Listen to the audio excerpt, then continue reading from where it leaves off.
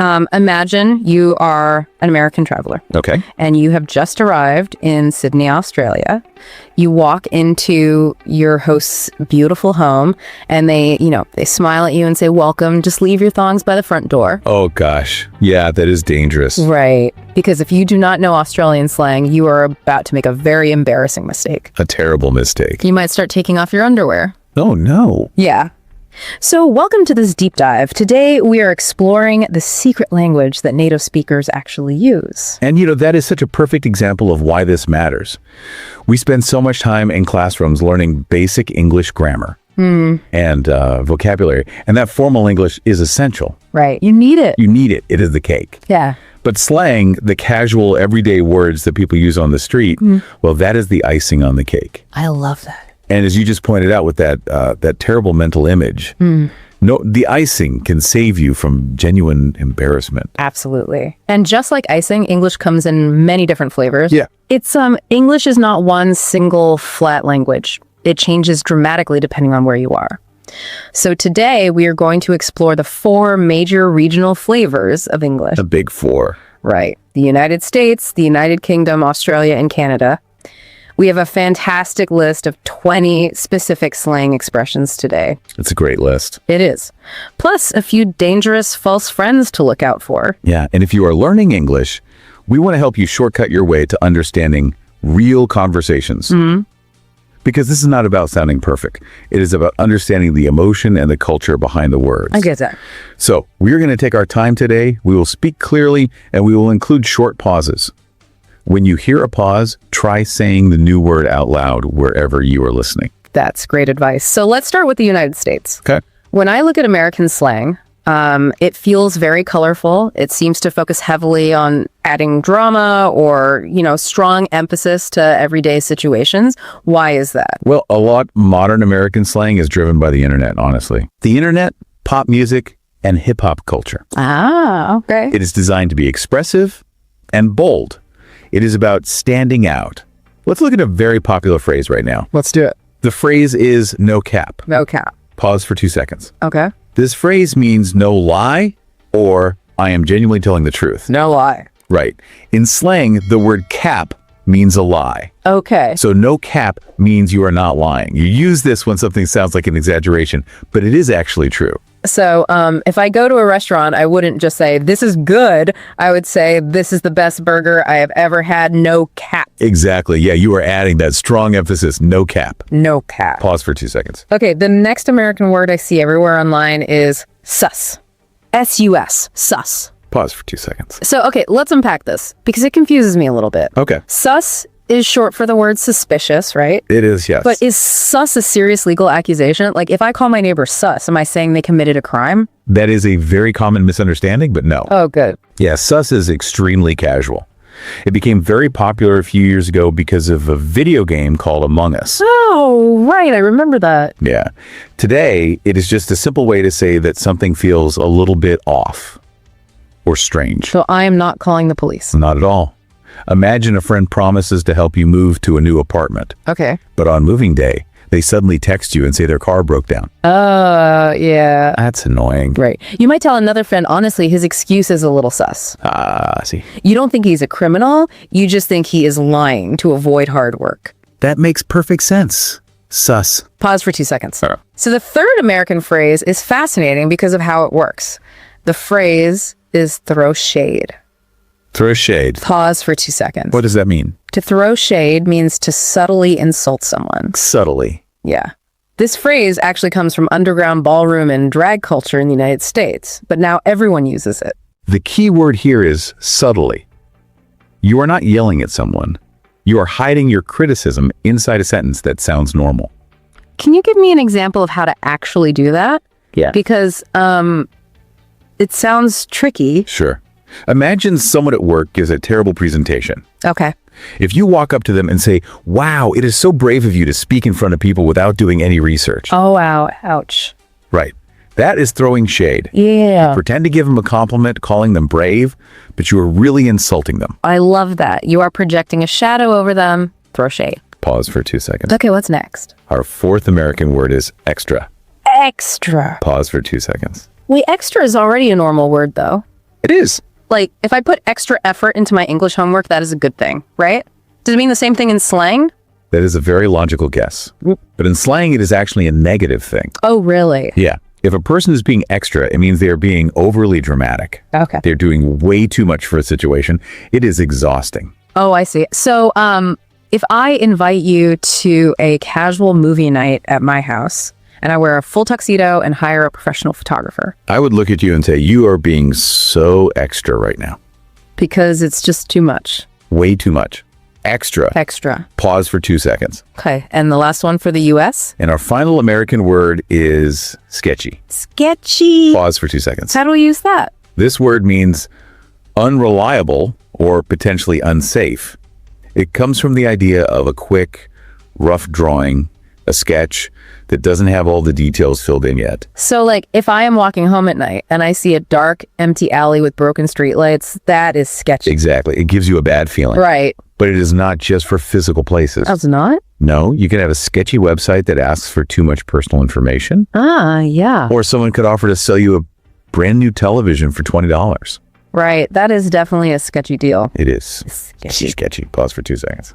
Okay, so moving from the dramatic, bold style of American slang, let's look at the United Kingdom. Yes, let's go across the pond. Because British slang feels very different to me. It does. It seems deeply connected to everyday emotions and extreme politeness. That is a great observation. British culture places a high value on understatement and social harmony. Right. Their slang reflects that. Let's start with a word you will hear dozens of times a day in London. The word is cheers. Cheers. Pause for 2 seconds. Now, you might know cheers as a word you say when you clink your glasses together before drinking wine or beer. Sure, like a toast. Right. But in the UK, it is the standard, everyday way of saying thank you. Wait, so it's just a casual thank you? Exactly. If you buy a coffee and the barista hands you your cup, you don't need to say thank you very much. Okay. You just smile and say cheers, mate. Cheers, mate. It is the friendly glue Excellent. of British society. Cheers. Pause for 2 seconds. Really like that one. It's so friendly. It is. Now, the next British word is heavily emotional. It is knackered. Knackered. Pause for 2 seconds. That's a fun one to say. It is such a vivid word. It doesn't just mean you are a little bit sleepy. Knackered means you are completely physically exhausted. Okay. The word actually comes from an old farming term about horses that were too old to work anymore. Wow. Okay, so I shouldn't use this if I just need a quick nap on a Sunday afternoon. No. You use knackered when you have worked a 12-hour shift and you have nothing left to give. I see. You would say, I can't go to the pub tonight. I am absolutely knackered. Knackered. Pause for 2 seconds. Okay, what is the next emotional word? Well, the next two British words sit on completely opposite sides of human emotion. Oh, interesting. The first one is gutted. Gutted. Pause for 2 seconds. Like your stomach. Sort of. To be gutted means to be intensely, deeply disappointed. Okay. Think about the word literally. If you gut a fish, you take out its insides. Oh, gross. But right. When you are deeply disappointed, you feel empty inside. Okay, so imagine my favorite football team is playing in the championship. Okay. They are winning, but then in the final 10 seconds of the game, the other team scores and we lose. Yeah, you wouldn't just be sad. You would be completely gutted. Gutted. But thankfully, the British have a word for the exact opposite feeling, right? Yes, they do. Because the fourth word is chuffed. Chuffed. Pause for 2 seconds. Tell me about this one. To be chuffed means to be very pleased, proud, and happy with yourself. Ah, I like that. It comes from an Old English word, meaning to be puffed up with pride. It sounds like a warm, smiling feeling. It is. Like if I study English every day for a year and I finally have a perfect conversation with a native speaker, I would be chuffed. You would be absolutely chuffed. Yeah. It is a beautiful emotional contrast. You're either gutted with disappointment or chuffed with pride. Chuffed. Pause for 2 seconds. And what is the final British word? And our final British word is dodgy. Dodgy. Pause for 2 seconds. Okay, what does that mean? This means suspicious, unreliable, or of bad quality. Wait a minute. What? This sounds exactly like the American word we just learned. Sketchy. Ah, yes. Oh, are they the same thing? They're very similar in spirit, but dodgy is a much broader concept in the UK. Broad in what way? Well, sketchy is usually about safety or feeling like you are in danger. Right, the dark alley. Exactly. Dodgy is often just about poor quality. For example, if you are at a cafe and your internet keeps disconnecting, you would say, this Wi-Fi is dodgy. Oh, I see. So you probably wouldn't say the Wi-Fi is sketchy. Right. Sounds a little weird. Wow. And you can eat a dodgy sandwich that makes your stomach hurt. Ew. Or a politician can make a dodgy promise. It just means it cannot be trusted. Dodgy. Pause for 2 seconds. Okay, let's leave the cloudy skies of the UK and head down to Australia. Sound good. Australian English, often called Aussie English, is famous for being efficient. Oh, very efficient. Australians have a true cultural talent for informality. They love breaking down social barriers, and one way they do that is by making long words much shorter. Right. It creates a feeling of friendliness. It really is the art of the shortcut. So the first Australian word is arvo. Arvo. Pause for 2 seconds. Just a fun little word. It is. This is simply the shortened form of afternoon. Okay. So instead of saying, let's meet this afternoon, an Australian will say, let's catch up this arvo. Arvo. Pause for 2 seconds. And following that exact same rule, the second Australian word is servo. Servo. Pause for 2 seconds. So what is that short for? This is short for service station, which is a gas station. Ah. You might say, I need to stop by the servo to get some fuel. But, you know, if Australians shorten everything like this, how do travelers survive? It's tough. Isn't it impossible to know what they're talking about? It can be very confusing at first, but the secret is to listen for the pattern. What's the pattern? Australians love to take the first half of a word and just add an O to the end. Oh, I see. Afternoon becomes arvo. Service station becomes servo. Avocado becomes avo. Oh, Once you hear that rhythm, it becomes much easier to guess the meaning. that is incredibly helpful. All right, Australian word number 3 brings us right back to the mistake we talked about at the beginning of this deep dive. Yes. The word is thongs. Thongs. Pause for 2 seconds. Okay, please explain this one clearly. In Australia, thongs are footwear. They are casual, open sandals that you wear to the beach. In America, we call them flip-flops. Yes. Now, please pay close attention.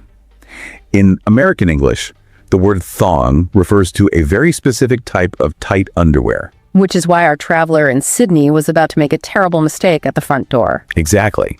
When an Australian host asks you to leave your thongs outside, they are just asking you to take off your sandals so you don't bring sand into the house. Right, right. Knowing this difference is crucial for your social survival. Definitely. Thongs. Pause for 2 seconds. Okay, what's next? Let's look at the fourth Australian word, which is heaps. Heaps. Pause for 2 seconds. Like a pile of something. Kind of, but this word simply means a lot, or very. Okay. It's used constantly in everyday speech. So if someone gives me a nice gift, I wouldn't say thank you very much. I would say, thanks heaps. Yes.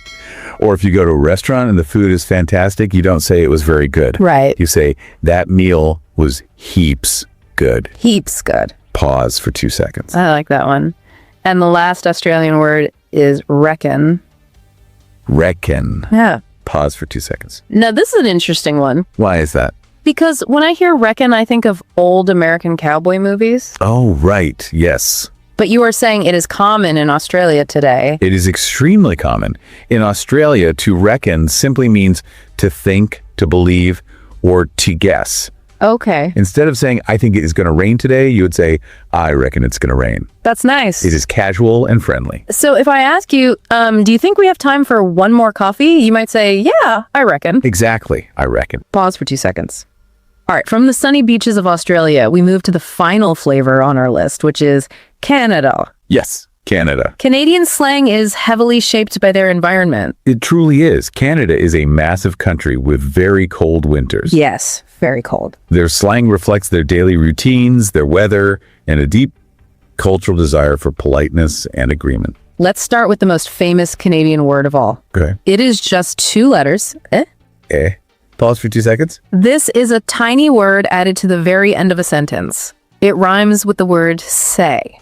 It does. Now, I always thought this was just a joke or a stereotype from television. Yeah. Do Canadians actually use it? They absolutely do. It is a real and important part of their language. Really? Yes, it is used to check if someone agrees with you or to invite them into the conversation. No, I see. It turns a strong statement into a soft, friendly question. So instead of aggressively saying, it is very cold today, I would say, it's pretty cold out, eh? Yes.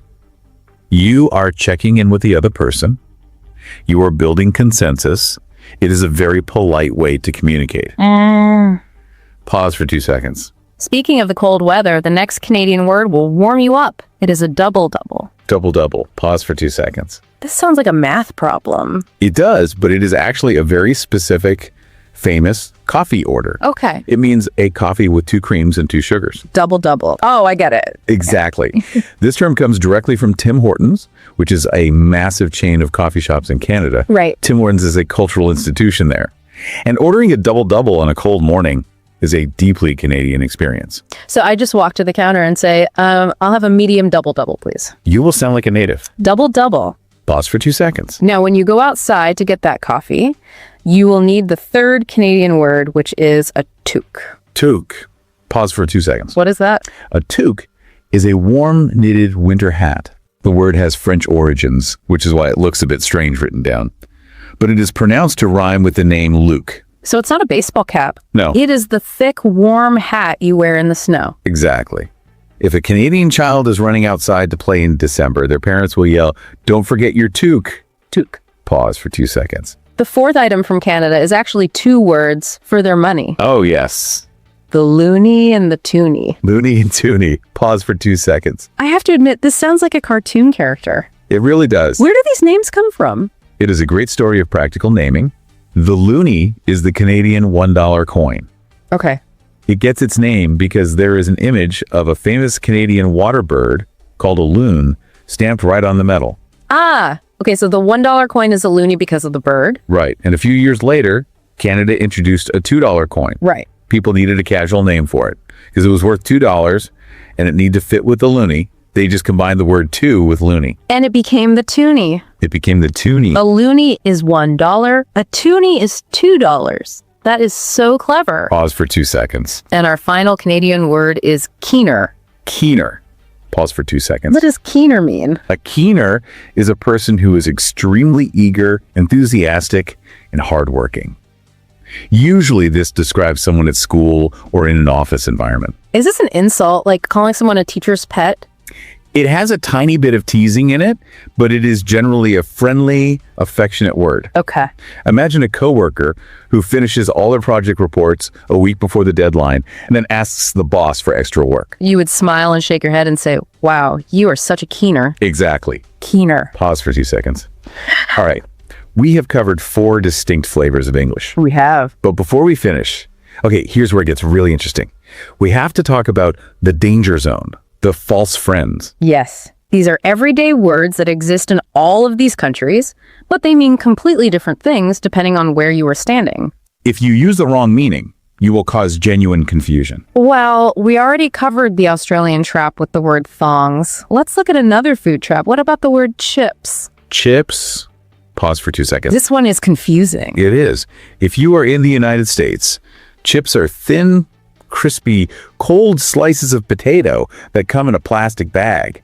You eat them as a snack. But if I'm in London or Sydney and I order chips, You will receive thick, hot fried strips of potato. oh, wow. So if I'm in New York and I want the hot fried potatoes, I have to ask for French fries. Yes, and if you are in the UK and you want the cold, crispy potatoes in a bag, you must ask for crisps. Crisps. It is a very common mix-up for tourists sitting in restaurants. Let's talk about a clothing trap. The word pants. Pants.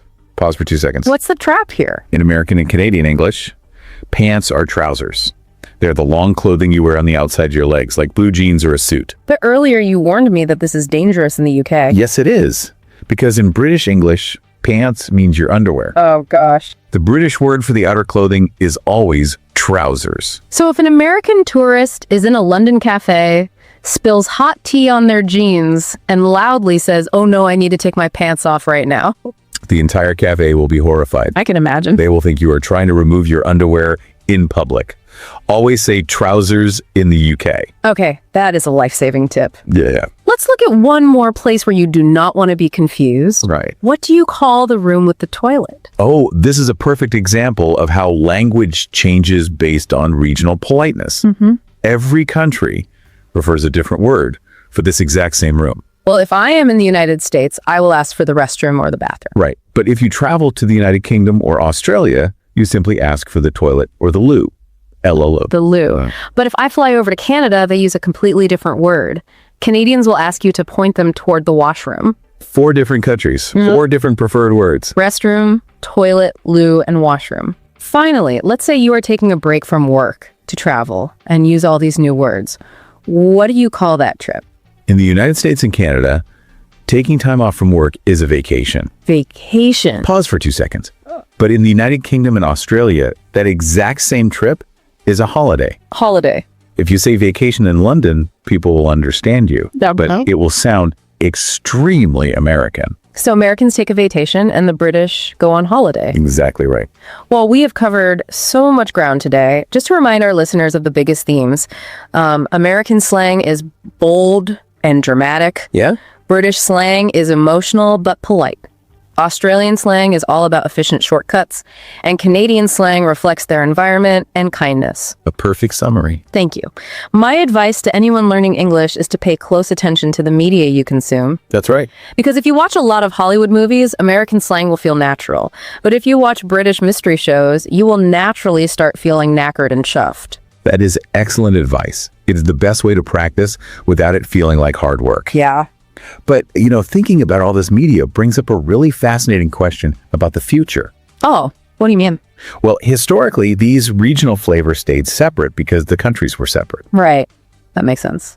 But today, think about the internet. Think about streaming platforms and social media. Yeah. An American teenager can instantly watch an Australian on TikTok. A person in London can watch a Canadian on YouTube. Right. We are all consuming everyone else's media instantly, all the time. Exactly. So the provocative question is this. Are these 4 distinct regional flavors of English eventually going to blend together into one giant cake? Oh, wow. Because of the internet, in 10 years, will an American teenager naturally say they are chuffed to go to the servo? That would be wild. Or will countries fight to keep their unique cultural slang alive? As the world gets more connected, our language is bound to evolve. That is a fascinating thing to think about. Will the internet erase the differences or just give us all a bigger vocabulary? Guess we'll see. Thank you so much for guiding us through this deep dive today. We hope this makes your English learning journey a lot more colorful and a lot less confusing. And remember, understanding the culture is the key to understanding the language. Keep listening for these words in the wild. We would love to hear from you. Leave us a comment and tell us which country's slang surprised you the most today. Until next time, keep practicing and enjoy all the wonderful flavors of English.